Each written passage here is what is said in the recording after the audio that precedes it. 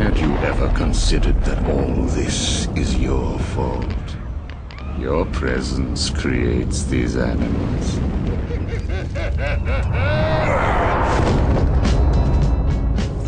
I think as a studio we're a lot more confident than what we were in the first game, because we now know that we can really deliver a Batman experience that's genuine, that's authentic, that really nails high-impact combat, navigation, the forensic detective stuff, as well as this sort of dark psychological aspect of his personality.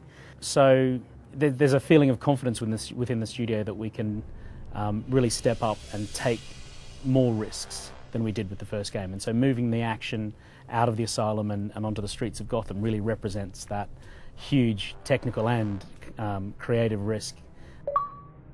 The world of Arkham City is open right from the beginning of the game, so right from the off you can go anywhere and explore any aspect of the kind of external areas of the city. So it's about 5 times bigger than Arkham Island was.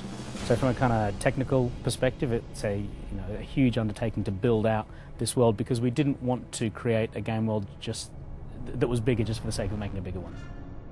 The moveset and the navigational skills that he had within Arkham Asylum were really designed for that game space.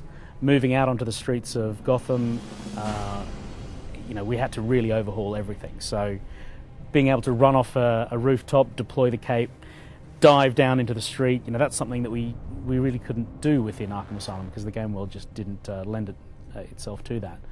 Beyond navigation, we've just massively ramped up combat. We've got twice the number of animations. We can now integrate gadgetry into combat, so you can use the Batclaw or explosive gel during free-flow combat. Everything really has been on the table to be reconsidered and redesigned, because nothing was the same for us. We had an entirely new game world, and that really brought about massive design changes, because the challenges that Batman faces within Arkham City are fundamentally different to the kind of challenges that he faced within the Asylum. So we've developed a whole range of new narrative systems that are constantly bombarding the player with story and narrative elements wherever they go. So we're not just relying on cinematic cutscenes to progress that narrative path. If you are just grooving around the streets and pursuing side missions or picking fights, whatever you might be up for, you can listen into conversations that thugs are having around the corner from you. All of this incredible dialogue's been written by Paul Dini and Paul Crocker, the lead narrative designer here at Rocksteady. You kind of get this sense of immersion within the narrative rather than following a path that's been laid out for you. For us, no Batman experience is complete without a massive rogues gallery, and even though the experience in Arkham Asylum was very much a kind of one-on-one between Joker and Batman, the sort of cat and mouse confrontation, there was still a load of characters that were stitched into the story in interesting ways.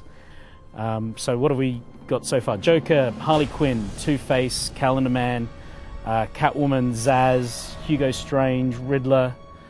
I mean, how many more do you want?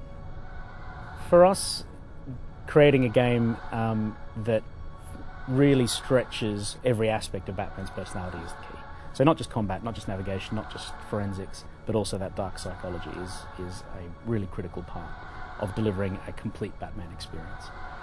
I think something we did really well in the first game was not tell people what they could expect, and so it was a genuine surprise when the Scarecrow stuff kicked in and it sort of hit you out of left field. So can I tell you? I could what we're planning, but will I tell you?